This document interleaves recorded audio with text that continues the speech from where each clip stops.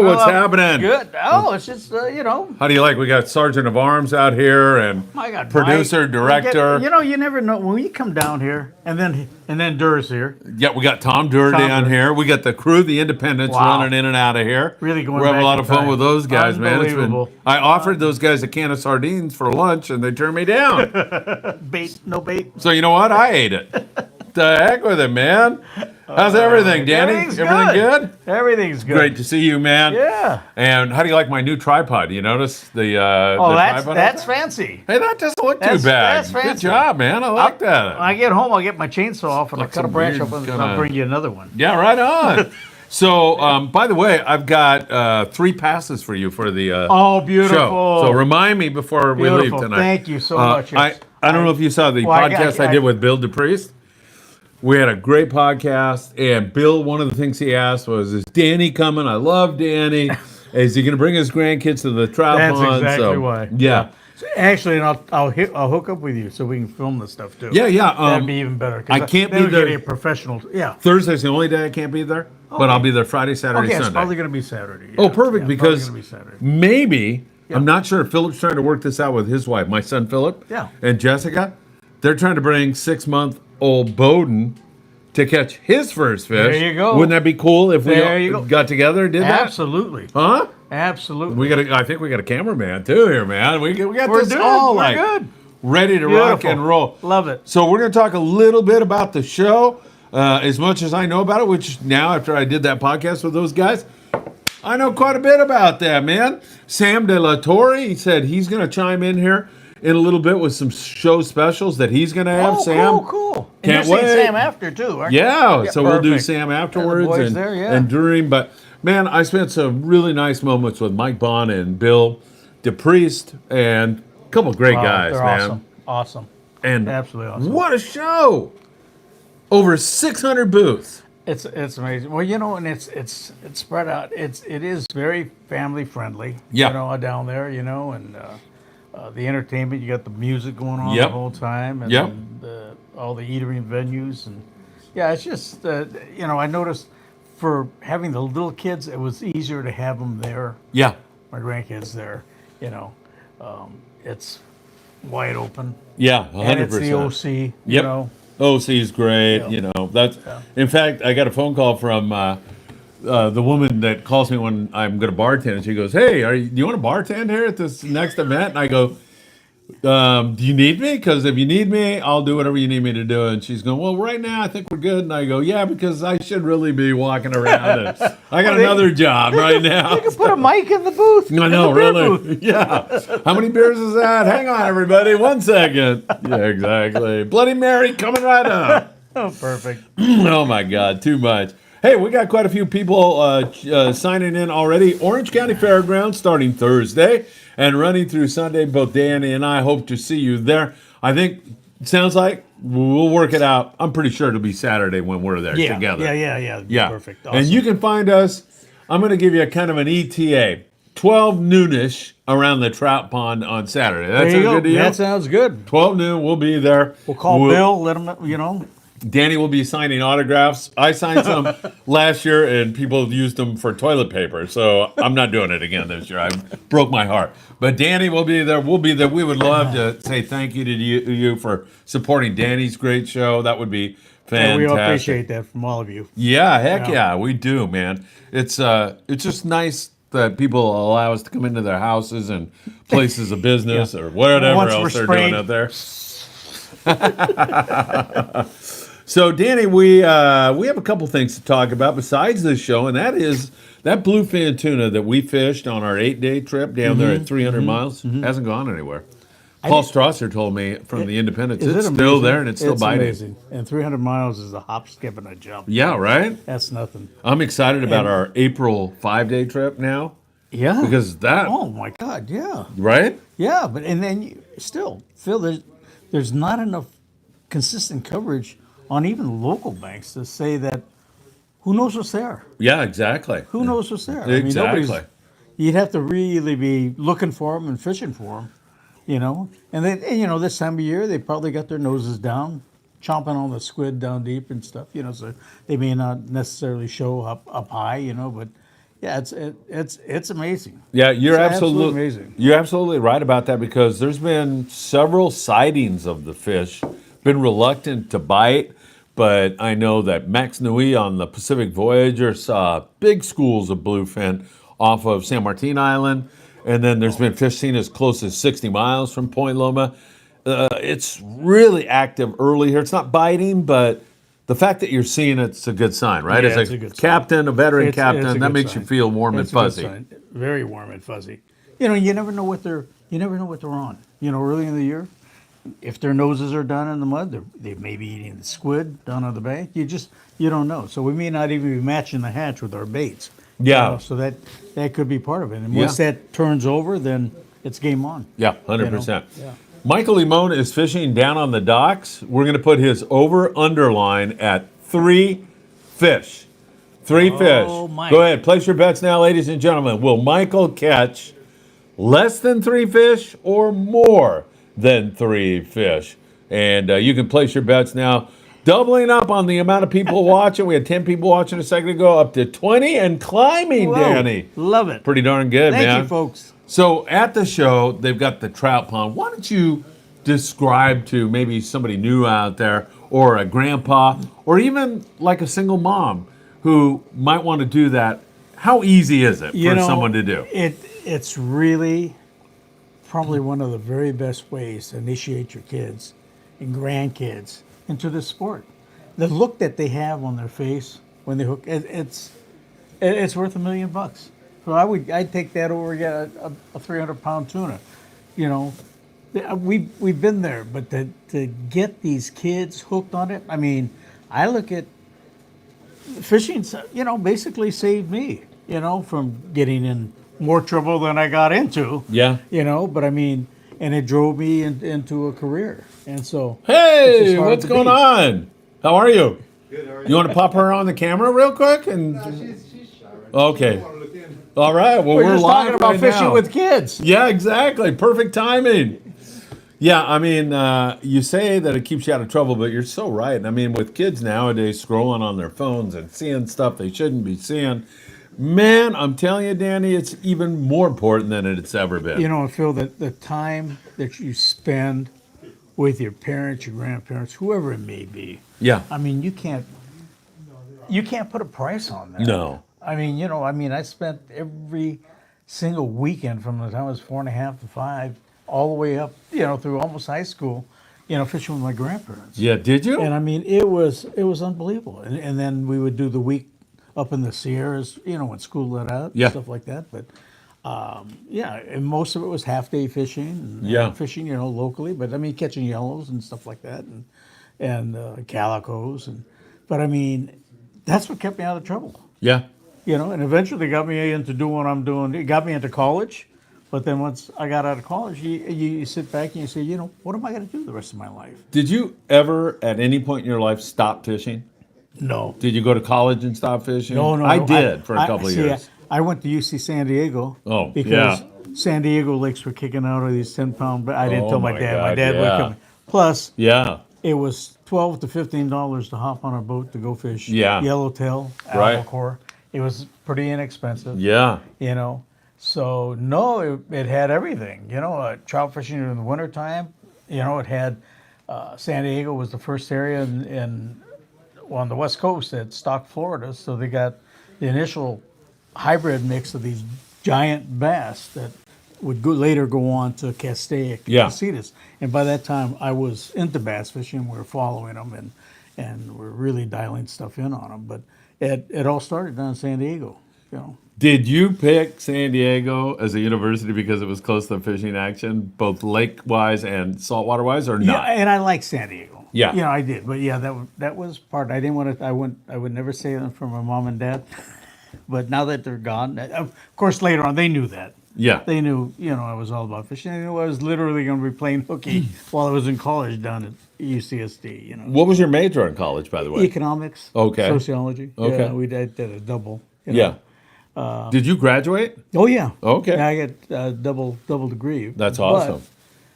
But I think I told this story, but this is something that all you people, yeah, especially young people that are at that age, when you're, yeah, I'm sitting there, okay, I got a degree in economics and social, and I had 2 really lucrative job offers as I got into college. So Yeah. when I went back, down for the last week or so, and came back, I'm sitting there looking out in the ocean. I'm going, hey, all right, Lord,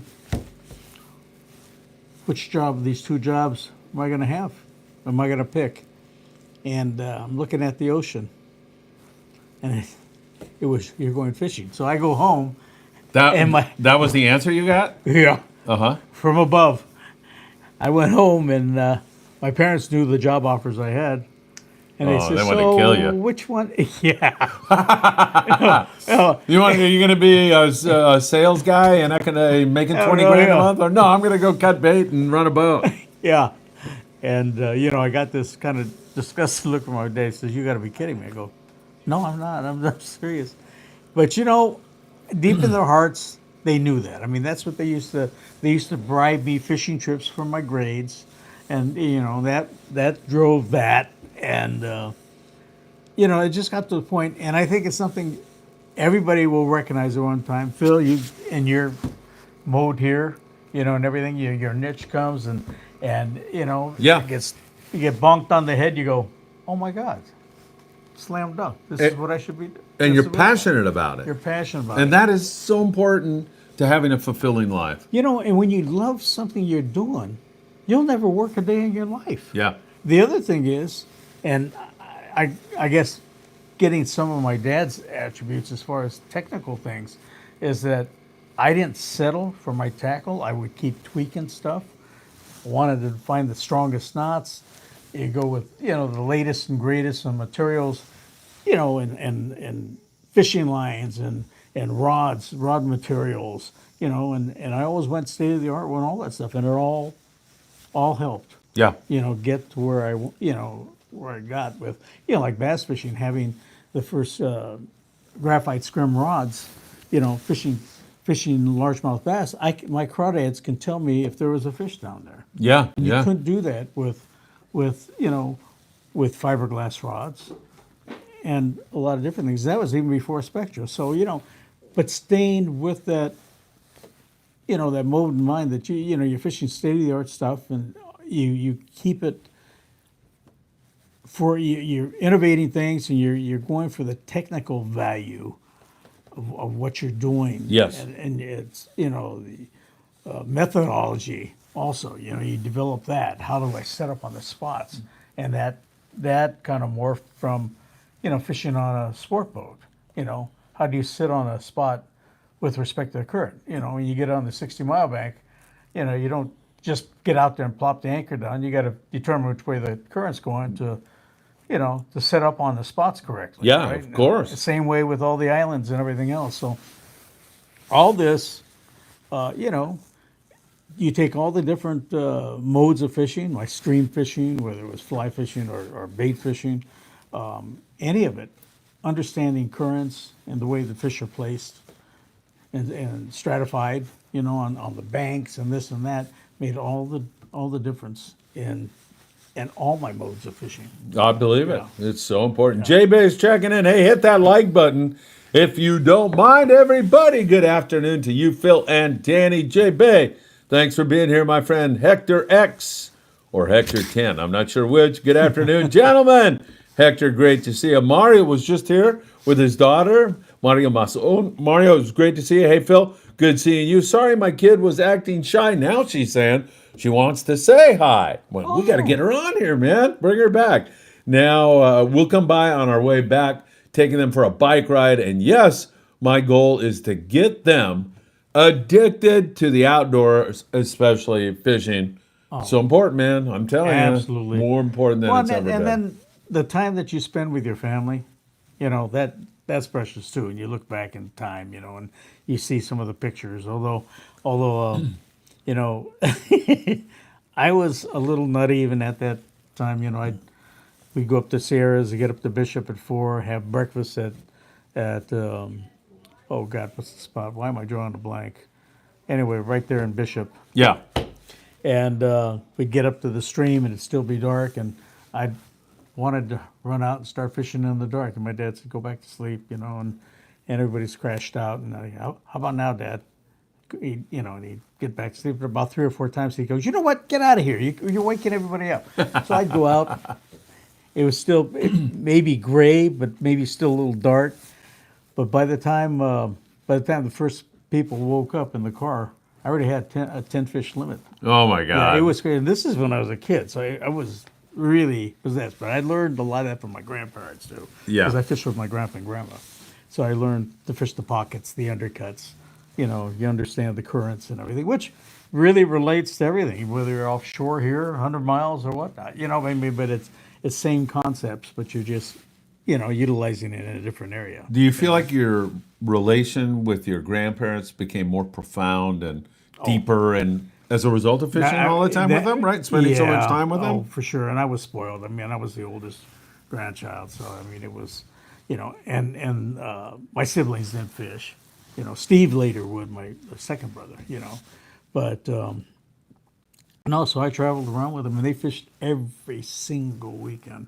Phil, and it was the Redondo Pier. Yeah. Been down in Oceanside when the sea trout, you know what sea trout are, right? Small white sea bass. Exactly. But we would go up and down all over, depending. And I got that intel from my grandpa because he was getting the green sheet, the Western Outdoor News back then, and his info. I would go with him every Friday into the tackle shops. Yeah. And I was picking things up. Oh, that's great. So you learned at an early age how important that's where you get your dope. the planning. In the shops. Yes. Because the shops get it from the fishermen, from the boats. And it's never changed. It's still like that right now, folks. Yep, 100%. Yeah. March the 23rd, everybody. We're having a huge surf fishing event down there in Seal Beach, or I guess I should say Sunset Beach, California. We would love you to join us. If you want any information on that, it's going to be March 23rd, early in the morning, right there on Anderson Street and Pacific Coast Highway. There's free parking there for you. And then walk out of the beach and you'll see a whole bunch of us guys there. Just send me a text at 657-227-6459. Stephen Clark, speaking of surf fishing, Stephen, welcome to the Danny Kadota Show. He says, Phil, Danny, what's your go-to reel for casting for surf fishing? And I can answer that first, or do you have one that you like? Go ahead. I like what? I think it's like, I'm so bad on all the numbers and everything, so I get all screwed up. I was fishing a Daiwa reel, which I can't remember the name of the exact reel, $100, like a 2000, I think it was. And I spool that with 20-pound Spectra, and then I use I'm throwing a jig all the time or something, so I'm 20-pound fluorocarbon on that, Stephen, and I don't like Lucky Crafts, just for me personally.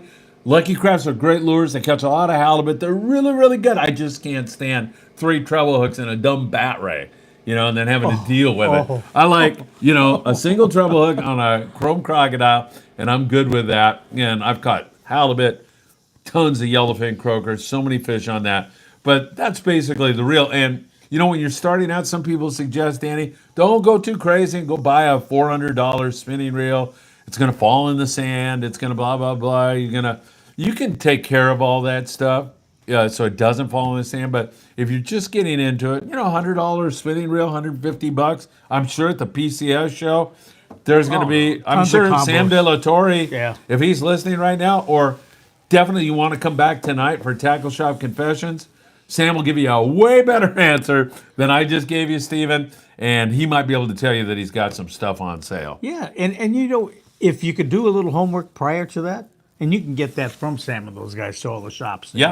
But if you have a specific area where you're going to go, because there's some areas you may want to go in with more ultralight type stuff. Yes. I remember as a kid, we were fishing these big Mitchell 302s. Yes. And, at the time that was it. But, as time goes, you can fish like mini jigs and stuff like that. They're very effective, but you need lighter line and lighter outfits to throw them. Yeah, Danny brings up a really, really good point, because I was talking about heavy line. He's so right, because there's guys who fish that Corbina with 4-pound, nice little trout rod. Because what a lot of you may not be aware of is that, Danny, I will tell you, those Corbina are a few feet out. They're in a foot of water. You do not have to make a long cast. Right. So you can spot fish those. You can see them as they're swimming by.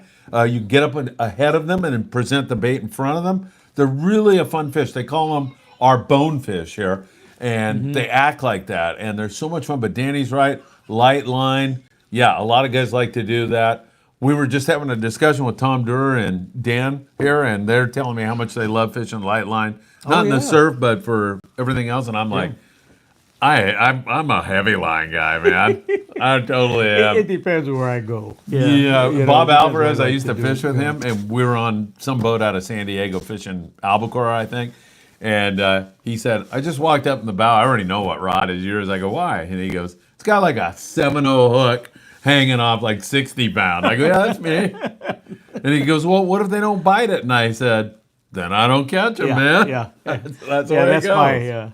That's my idea of finesse fishing. One of the finest human beings you'll ever meet is Jeff Yeomans from the 540 Slingers Club. Jeff, it has been way too long. Good evening, Danny and Phil and the Friedman Adventurers family. Jeff, great to see you. We start to put together that jig casting event. Hector's back. He says, Danny, I spent most of my youth in the early 2000s. Man, I wish my youth was in the 2000s. Holy smokes. Fishing Castaic, Paris, and other local fishing holes in Southern California.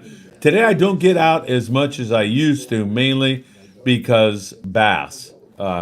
Hector says, fishing today isn't what it used to be. What's your opinion on bass fishing today in Southern California? Well, I'll tell you the truth. It was been completely mismanaged by our state, and they did horrible things. They've done like drawdowns and casitas all the way down to where you can walk across the island. I've never seen such horrible management for the fish. Yeah. And here we had the world records. We had world records and land class records coming out of these lakes, Castaic, casitas, and they just, turned their nose up on them. It was terrible. Yeah. But the reality is that real big class of fish that I was blessed to be around at that time, it was a great timing thing for us, was those big fish were the first crosses between the northern bass and the Florida strain. Yeah. And see, the northern bass were here in California, and they were the initial stock, and I think they brought them in from Illinois. But that was what we had here, So they pretty much maxed out. If you got a 10-pounder, that went on the wall. That was rare for a northern. Yeah. But then when they had the Floridas, brought the Floridas in, they grew a lot faster. They had different attributes. The northern bass, when we fished, when we used to go up to Cachuman, Piru, and everything, we're fishing with crank plugs. We made our own spinner baits, plastics, and everything. When you fished the Floridas, we found out that they were much touchier, and they didn't go on the artificials as well. Yeah. And what happened there was because they were stocked in the San Diego lakes first, so a ton of these 10-pounders came out. But with that came, you had a lot of my cohorts down there in San Diego, the Ray Monteras, the Sanson brothers, Buzzy, all the skippers down there. We all fished freshwater bass on our days off, so it got very competitive, in to the point where we're fishing lighter lines, live baits. Yeah. And we found out that it was very consistent in catching some of these bigger bass. But the very biggest bass were the first generation that crossed with the northerns that were already in here, crossed with the Floridas. And that was the superfish generation. And once they came back and they dominated the northerns, and it became a straight Florida strain, then the size went down. Because what happened with the crossbreeding was they had the attributes like the appetite and the ferociousness of the northern bass, much more aggressive. Yeah. With the size of the Floridas. So you'd have a fish that was a little pickier and touchier, a little harder to fish. So we had to drop down in line size, hook size, to hook them. Yeah. And you had to have the perfect gear. So we're fishing, the very best graphite rods. We were fishing all the state-of-the-art graphites at the time. And as it elevated from the Fenwicks to the Phoenixes to the Loomises, it took some of that best tackle to catch those big fish on light line. Yeah. So Good stuff. All right. Hey, thanks, everybody. Don't forget, PCS show starts Thursday through Sunday. How about we start throwing some deals out here right now because Sam De La Torre is joining us. And here we go. For who was it a second ago? It was Steven. Steven, I hope you're still here because Sam has just typed in here for most SoCal surf fishing, 2,500 to 3,000 spinning reels for straight Corbina. You might want to go as small as a 1,000 reel. I think I was kind of close to that almost, man. I almost gave a good answer without you, Sam. That doesn't happen very often. Sam's going to give us, I think, some specials for the show. Funnel them in here, Sam, if you like, and we'll have more on that tonight on Tackle Shop Confessions. Rob S. joins us. He says, good evening, dudes. Hey, Rob, it is really great to see you. One more time again. Excuse me. At the Orange County Fairgrounds, we have the PCS show, and it's going to be a fantastic show. Starts Thursday and runs through Sunday. Danny and I will be at the trout pond on Saturday, raising cane and lift poling trout. Yeah, with my grandkids. Yeah. You going to teach them to lift pole? Oh, yeah. Squid those things, man. You got to teach them how to wing them, too. Yeah.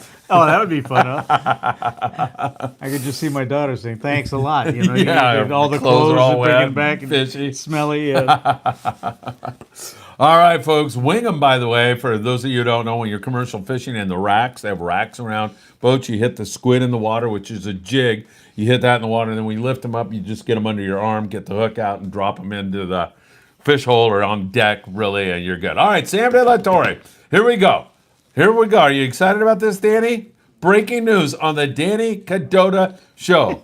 Here we go. Akuma is dropping off a new promotion for Akuma PCH rod purchase. I think there's more to the story here, but Akuma is dropping off a new promotion for Akuma PCH rod purchase. Danny, you know, one thing at the show that both Bill and Mike told me, you buy any reel from anybody there, new reel, and a $50 minimum purchase, then you walk over to the Berkeley booth and they put Spectra on it, free of charge. Spectra? Any reel. Yeah, if you go there and buy 6 reels, and you take your receipt over there, and you give it to them, you get Spectra on those reels. And Spectra's... That's unreal. Right? Yeah. They're going to have, what did they tell me? 15 line winding things going at the same time. Are you going to buy some reels, Anthony?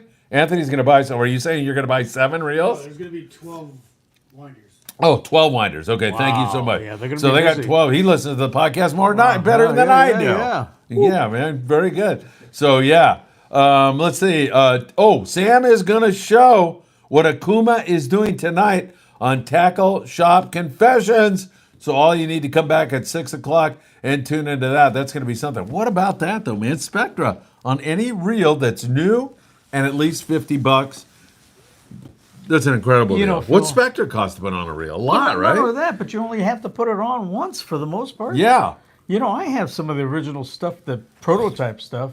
I don't use it anymore because we had the first things Russ had made were a 3 carrier and a 4 carrier, which Yeah. is pretty crude. Yeah. So they flatten out. But I saved some just for historical sake. Yeah. But, you know, when they started doing, and I saw when I went to do the deal in Japan with Torre, we went out to the country and saw, I think it was Hayami was the name of the country, the manufacturer. Yeah. They had 16 spools and would intertwine. Oh, my God. And that braid was so concentric, it would not flatten out. It was perfectly round and super thin, but it was also very expensive. But Yeah. I mean, but it just shows you the different grades and everything. But the bottom line with Spectra is once you put it on, you really only have to put it on once. Right.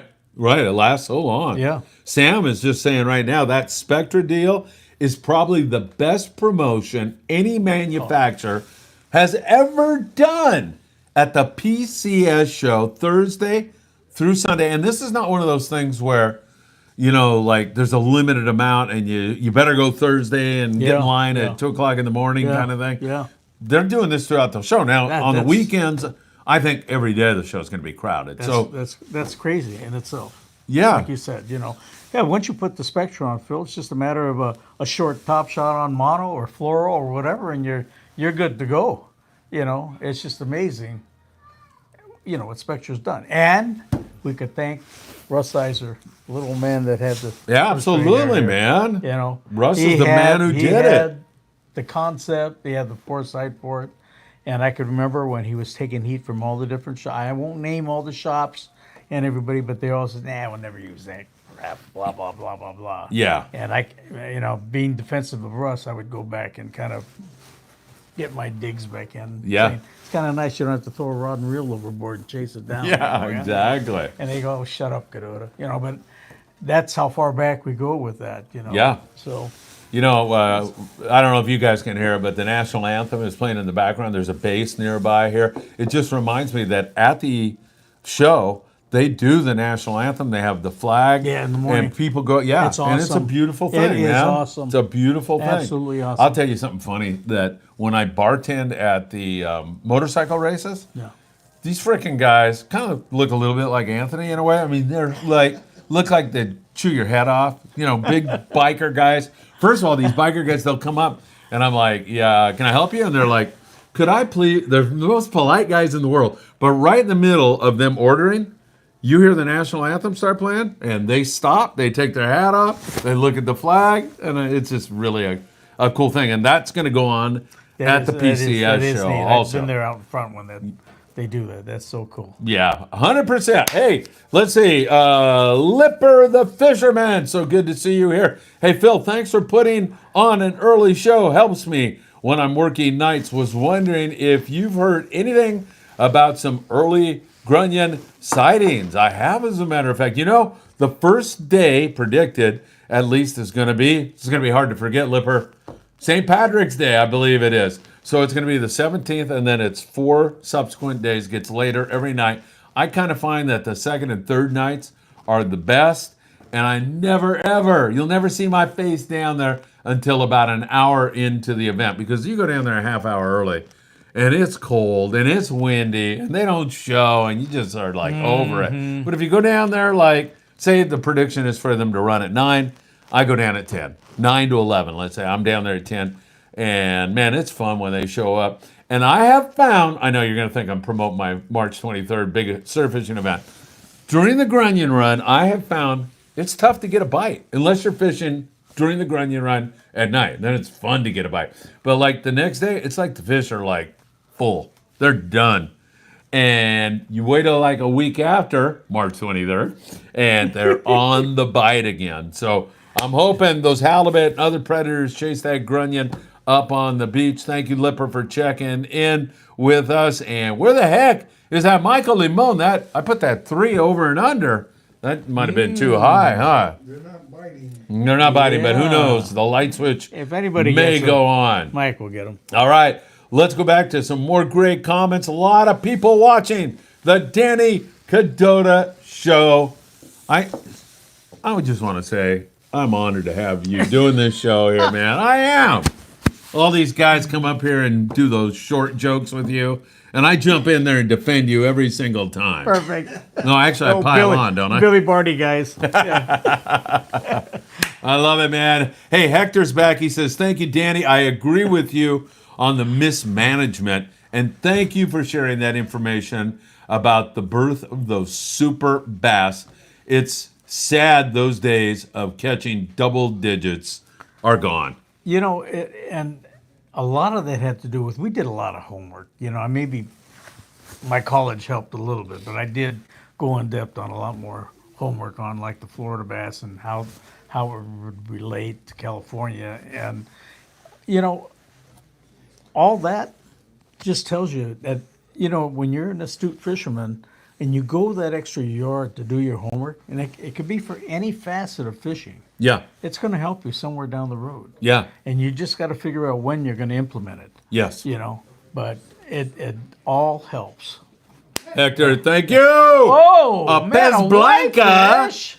Man, we got the camera right Whitefish. there. You can even walk closer, Michael. Yeah. Make Show it look that like Pez a Blanca. 200-pound tuna. Oh, whitefish. All right. Nice going, Michael. All right, we got Hey. one now. Excellent job. Hey, Mario. Yeah. If you want to fish, take your daughter down with Michael. All right. All right, we got one. We've got 2 more to be even here. We'll see what happens as we go along. All right. Sam Roberts is joining us. Do you know Sam Roberts? Yes. Sam, if it's the same Roberts I'm thinking of. He might have some bad news here for you. He says, hey, guys, hope all is well with you. Danny, I want to let you know that Tommy passed away around Christmas. Do you know Tommy? No, we don't know which Tommy. Yeah, I don't either. Which Tommy? Sam, help us out there. We're sorry Tommy passed away, but we have no idea what Tommy it is. So let us know. David says he's seen the Grunion in 50 feet of water waiting to come ashore. David, you know what? I have seen the pelicans really acting up out there in like 50 feet of water. And I surmise from that the Grunion are starting to get together right now. So that is good. Tom Berner, the welder. Oh, jeez. Say, Sam. Yeah.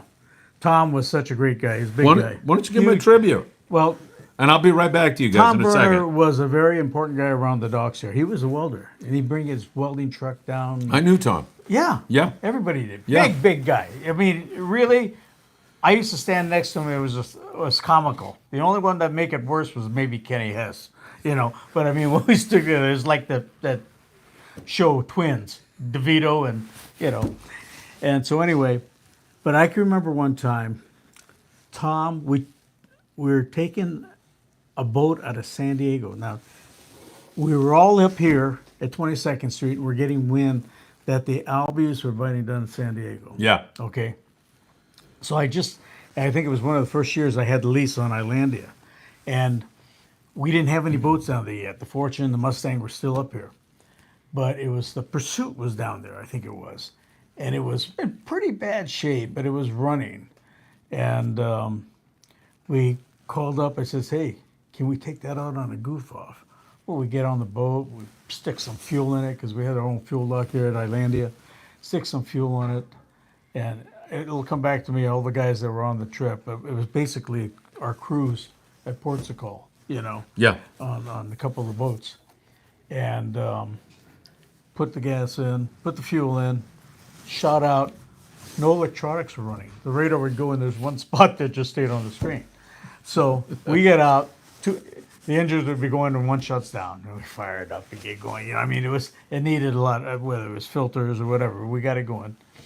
And we get out and we get jig bit and we get stopped inside the fleet about 20 miles. Ooh, nice. Got it all to yourself. And it's full on. And the other thing is we got nothing but crew members on the boat. So they're putting the wood to them. So we're putting yeah. we're stacking them. Yeah. Right? Yeah. And so we get on the radio to say, okay, we're on a good one here, but I don't know where you're at. And they're going, Kadota, quit messing around. Yeah, you have no electronics. I have no idea. We got a radar and it's got a spot on it. That same spot's been on that screen since we left Islandia. Kadota, knock it off. Give us the score. Hey, I said, get a shot on me with your radio. But that was it. But I mean, it was. That is so funny. They must have thought you didn't want to give it. Yeah. But I mean, nothing was working. They just got it. Kevin Shelley was running the boat. Did they find you finally? Yeah, I think they all came back on the inside. Did they get bit? I think Kagawa and some of the guys came back, ran back in. Yeah. Well, they could take a shot on me with their radio directional finders a lot of times. But you know, the RDF, truth was, we couldn't even keep the engines running all the time. You know. Oh my God. But I mean, it was crazy, and we finally just said, "Man, we're done, guys. We're done." That's amazing. You know? And so both our thoughts and prayers go out to Tom Berner. And that was Tom Berner, and he brought his welding truck down to Islandia, had the long cables. I forgot what he welded up, but if he didn't weld it up, we wouldn't have been able to get out. Oh, wow. So Tom was one. He got a little tipsy. We all had one or two shots when we were younger. And I remember Tom, that's got to be, if you could imagine Tom Berner chasing me around the deck. That's awesome. You know, it's like Jack and the Giant. You know? And so we had a blast. It was unbelievable. I'm sorry about that with Tom, but he was an awesome guy. Thoughts and prayers to Tom and his family and all of his loved ones. He'll be sorely missed. Like Danny said, he played an integral part in this business for sure. Absolutely. Sam De La Torre says, I got some new CalStar 95J blanks in the truck. These will go fast. I've already gotten a lot of calls on them. Man, Sam, I forget where the heck I was, but somebody was telling me, I want those 95J blanks. It's going to be insane. So if anybody out there wants a CalStar 95J blank, I highly recommend you are in line around 9 a.m. on Thursday morning and get your spot, and then beeline for the Island Fishing Tqckle booth. And say hi to Sam for me on Thursday, because I can't make it Thursday, but Friday, Saturday, and Sunday, you'll see Danny and I at the Trout Pond at 12 noon. I hang out a lot over there with Sam. I'll just be wandering around. Paulina, my co-host in Mexico, is coming up. So she's going to be there every single day. So make sure. Hey, we're up to 2 now. Woo. Michael Limon. Nice quality fish, Michael. Mikey. Nice quality. That's a chunky perch. We're up to 2, but we only have 15, 20 minutes to go for Limon to catch 2 more. I think they're biting now, Danny. I think the light switch went up. Yeah, Mikey's going to get them. So, get 'em. Island Fishing Tqckle. Don't miss that. Sam, thanks for sharing that with us. Fish from Worm King Swimbait says, Danny and Phil, what is going on? You know, Hey, Fish. Fish, what's happening? Why isn't he down here, man? Come on, Fish. You going to be at the show, Fish? Fish says, I don't know if Fish is going to be at the show. Yeah, hey, Fish. Are you going to be at the show? Good question. We'll find out. Gonzalez Fishing, who is on the morning briefing every morning, who is on the new video I just dropped, day 3 of our 8-day trip on the Independence. You'll find out why they call him Free Spool Scott Buchert. Yes, you will find out. Was he sawing guys off? No, get this, man. I'll tell the story. You'll see it. He walks up to this guy who he doesn't know.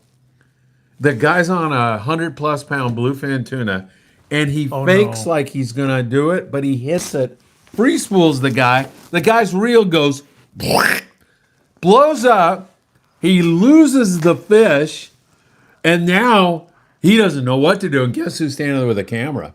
And got it right in his face, man.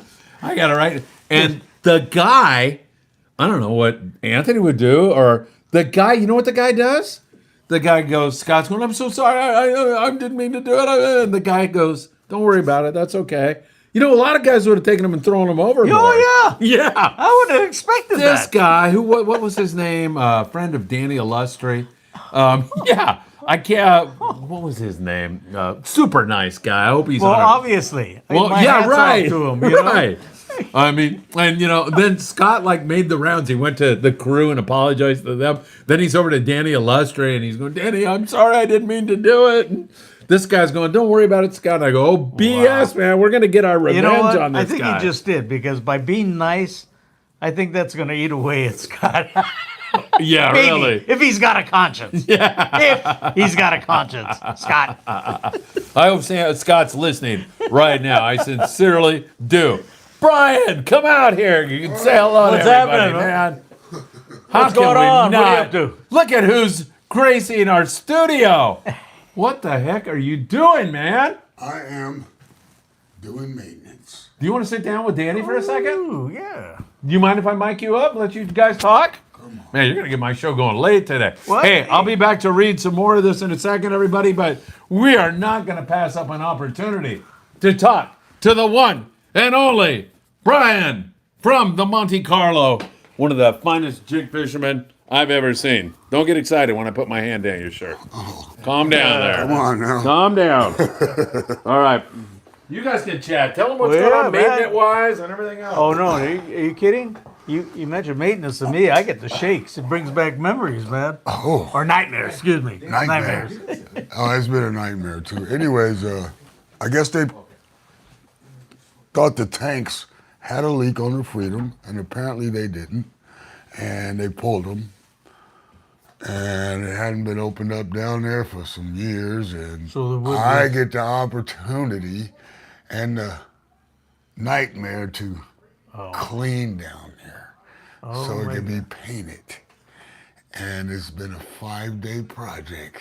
I've rubbed my knuckles all the way to the bone. Man. But the wood was good, though. Yeah, it was good. Well, you they- know, those Ditmars, though, I'll tell you what, those Ditmars are pretty tough. yeah. Those Ditmars are pretty tough boats. And that was a parallel plank. It wasn't a cross plank. Yeah, it's parallel. Yeah. Yeah. And I love that boat. That's why I'm doing it. Nothing fishes One of my like that old thing, favorite man. fishing platforms ever.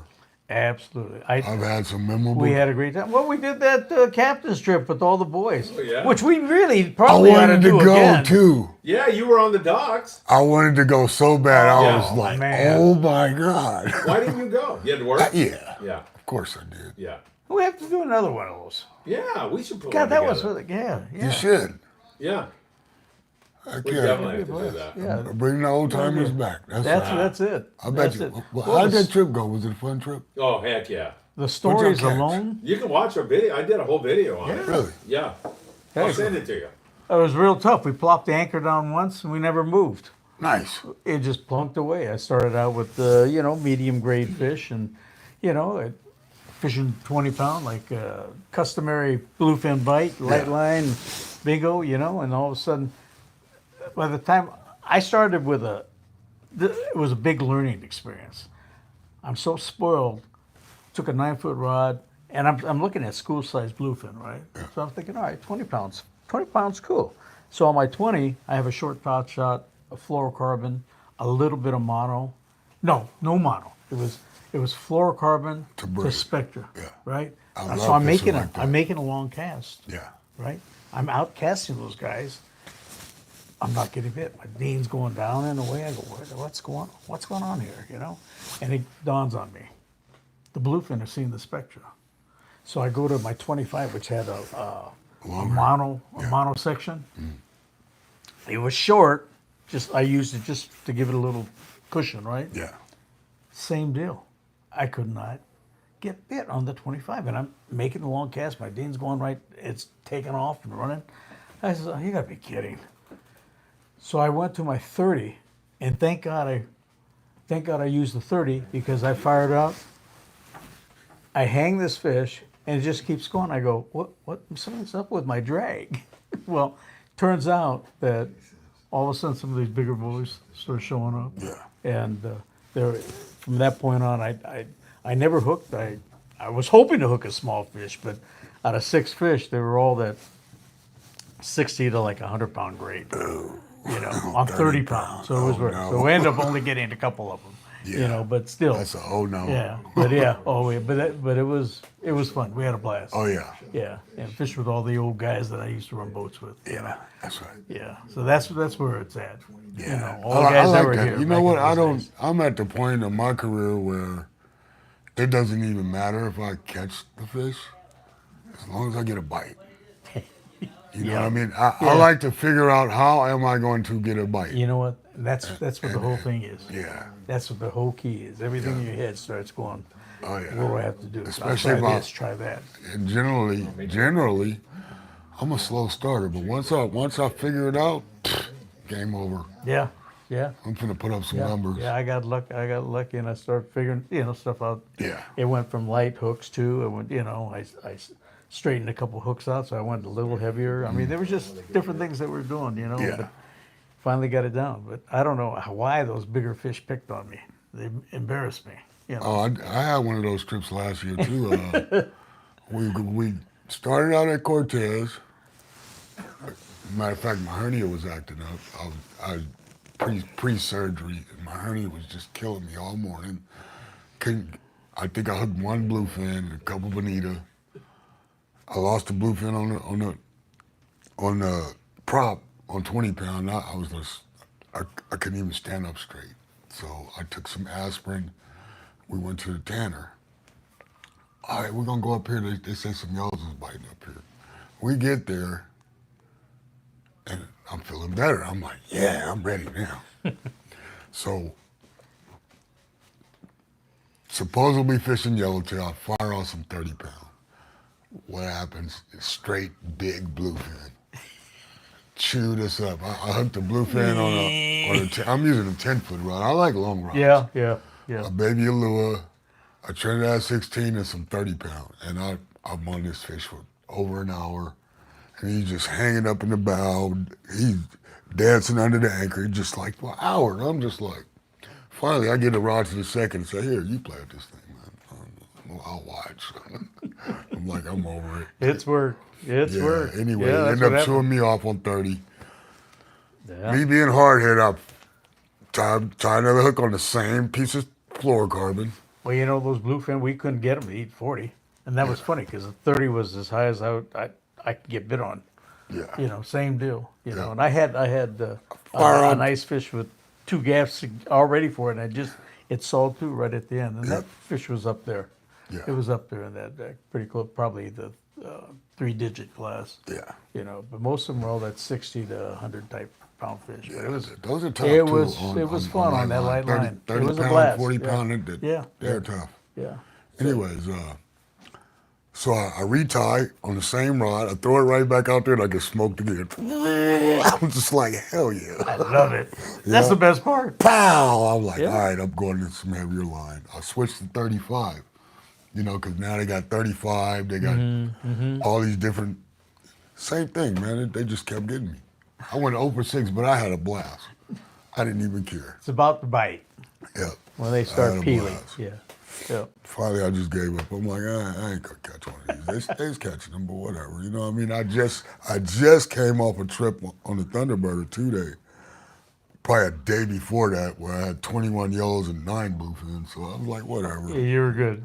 You had no place to put them anyway, right? Yeah, this is my one tough trip. Yeah. I get yeah. one of those That a happens. year. That happens. It Yeah. happens to the best. Yep, I get one of those a year. And I expect that. You know what I mean? You're not gonna win every battle against them fish. You can't get upset about it. This is Nope. one of those things. Yep. I done been on trips last year where I caught the only fish. Well, I went on another trip. We had 4 fish. I had 3 of them. I'm like, That's, okay. that's the way the ball rolls. You know what I mean? man. Yeah. Yeah. So That's awesome. I hope that I believe the fish coming back. Oh yeah. I don't think they've. Be honest with you, I don't think they've gone too far anyway. No. There's enough bait and everything else. I think they still be out there in the wintertime. I do too. I think the noses nosers are down there, probably eating the squid down on the bottom and stuff. They don't. There's no need for them to show their faces. Nope. Right. They're Plus, they can regulate their temperature, so they yeah, like, that's right. they That's they right. do like cold water. They've been Doesn't far bother them at far up north than San Francisco. Yeah. They had a bite up there, and that water's not fucking Yeah. warm. Yeah. Yeah. By Well, you no know, means. when they got their noses in the mud, even out here in 100 fathoms, that water's cold. Oh yeah, It's not surface temp. no, You know, it's cold. So, yeah, they adapt really well. Yes, so, they you know, do. if there's food, they're They're there. Yep. yeah. That's I awesome. absolutely believe that there's fish out there right now. People just I do ain't too. looking. I do too. It's just we don't have the coverage, Nope. and it's so easy to miss if you're the only boat. Yep. You know. Absolutely. So yeah, that's the only tough thing about that. Yeah. Good deal. Yep. They'll show up this spring though, and I'm gonna be ready. I'm gonna be on their neck again. I'm getting a little antsy right now just talking about it. I know. You been know a what? while. My goal is to catch a 300 pounder. I got close 240. that's a toad. Yeah, it was a nice one. Yeah. And I had a 200 right before that, and got to 200 in 20 minutes, and the 240 took fucking hour and a half plus. On Some of them? on 130 pound. On 100, yeah. Yeah, he was a tough Some fish. just have the attitude, you know. They get He's the a attitude. Tough, Yeah. tough fish. Yep. Plus, he got tail wrapped, and it was windy, and I drug him for about probably half a mile, and then a wave rolled him over. That thing shook his head, charged the boat, and swam past, and I'm like, holy fuck, that thing's big. Oh, he shot past the stern and went straight down. Dumped my reel. I was like, oh no, here we go. Yeah, once the tail wrap helped out, you kept his prop tied up for a while, huh?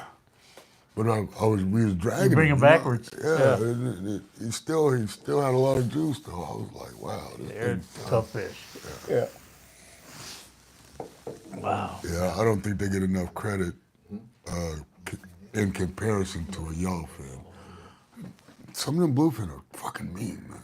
You know, those things travel from one side of the ocean to the other, you Yes. know? So they're pretty tough fish. Yeah. Yeah. Yeah. Yeah, they can be picky, they can be dumb, they can be... Yeah. But they, like you said, we grew up fishing super light line because they were so picky. Yeah. I mean, I had to drop down to 6 pounds, you know, just fishing the smaller 15 pounders. I've dropped down to 6 pounds Wow. at one time, just to hook them. You know, didn't land them, but I hooked them. Yeah. You know, but yeah, it's always been the fish that challenged us. Yep. You know. Yep. Yeah. And that, you know what, people haven't got a chance to experience that fishery that we're having right now, they need to get their dust off their gear Yep. and go out there and hook a few of them. And they will be amazed at how difficult it can be. You know, it's a challenging fish. You know, and you know, now's we're just talking about it's the perfect time to get geared up for it because you got all the shows going on right now. Yep. And there's specialty tackle that you really need Yes, to you catch do. those fish. Yes, you do. And for different sizes. Oh, yeah. So your range of tackle, your outfits for different sized fish, Oh, yeah. got to correspond. One rod and reel is not going to do it for everything. There's no way. So you have to have a spectrum, you know, for different size units that you're catching, and for if they get touchy. If it's too small, you're gonna get spooled. Yep. If it's too big, you ain't gonna get a bite. Yep. Yeah. So you have to have the whole gamut. Man. Yeah. Believe me, That's for sure. I got the whole gambit too. Gotta have it. I got all the Talicas from an 8 to a 50. I got two 50s. There you go. One's There you still go. brand new in the box. I like using my 50 for the kite. I mean the balloon or the kite. 25 for jigging. 20 for everything. That's so cool. Yeah. When they're That is so big, 100-pound plus. Yep. God, I can remember when they first came out, What's that? the Telecas. Yeah. Yeah. Toyo Shimano got me one of the prototypes, and it was unbelievable. Yeah. It was unbelievable compared to at the time. Yeah. What we had, it was unreal. Yeah. It was like silk. Badass real. Yep. Yep. Yeah. Well, fun boys, I hate to break this up, but our show's coming to an end here. Woo! It's that time. All right, Nick, you gotta get Ryan off. Burrell. off Yes, the sir. From the Sammys. Monte Carlo. We'll be at the PCS show at the 22nd Street booth on Thursday. Come That's see us. One- And You're only going to be there Thursday? maybe Friday too. Yeah, maybe Saturday. No, hopefully I'll be on the Monte Carlo working. Oh, that's right. Yeah. But those are my 2 days off. All right, you can see Brian on the Monte Carlo. He's there all the time that boat runs. You're pretty much there, right? Yes. Yeah.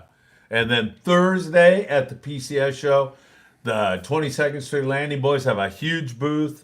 You're able to see Brian and tell him what a great job he did on the Danny Kadota Show. Yes, sir. That's number one. All right, right. And then also the Independence guys, they're going to be there. It's going to be a big party for sure. Yep, the Independence, the Amigo, all the 22nd Street boats, and we'll have brochures and probably games and Who knows, man? All kinds of fun stuff, right? giveaways and Yeah. all that stuff they do. You going to give me away? Sure. What's her name? Ruth, my wife. Okay. Don't get me in trouble, man. Don't move. I got to get this off Oh, you my somehow. back just started hurting.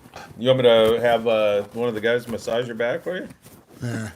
It's gonna, Crap. it's, Where'd gonna, that go now? I got to get that back. it's gonna hurt anyway. We lost the magnet, everybody. This is going to be good. And I'm black. You'll find it. Probably blended Yeah, in. blended in with you, man. You're going to get us kicked off YouTube with us, you know? Let's see. Dance up and down. Did it fall down here? It's got it. There it is. Bam. Damn. Give me a hug, man. Good to see you. Good to see you too. Love you, Brian. Hey, Brian. Thanks for Hey, making bud. our show so much Thanks better. for coming on, bud. Yeah, for sure. All right, man. For sure.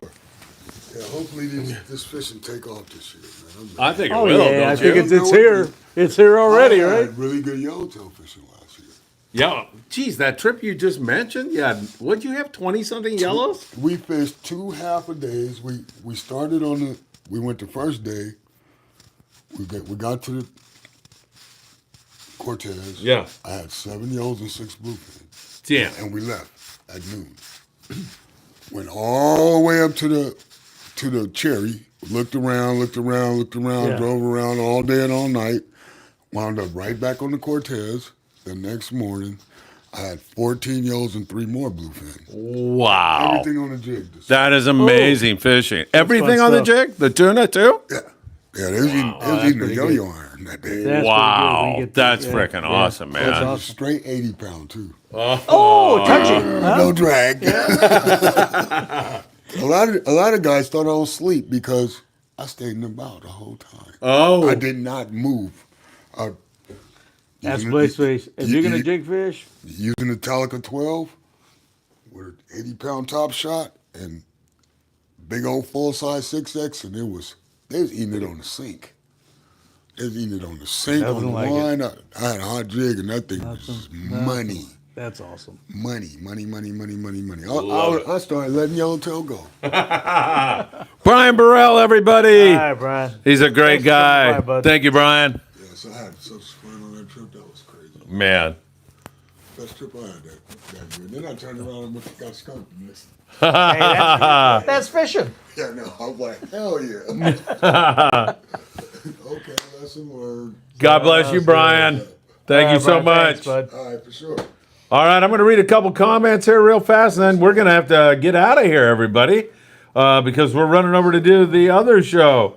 But what a great show. Good job here tonight, Danny, for sure. David said, sand crabs should show right up after the Grunion run. Sand crabs love to eat Grunion eggs. David, there's been sand crabs down by the Newport Beach Pier already.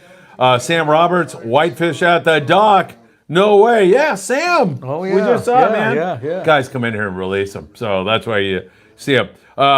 Fish from Worm King will be at the show. Sam De La Torre, I have about 10 rods that Moon built to show off some new blanks from American Tackle. I know everyone is going to try and buy the rods, but they are demo rods to show off the blanks. Yeah, they're going to be begging you, Sam.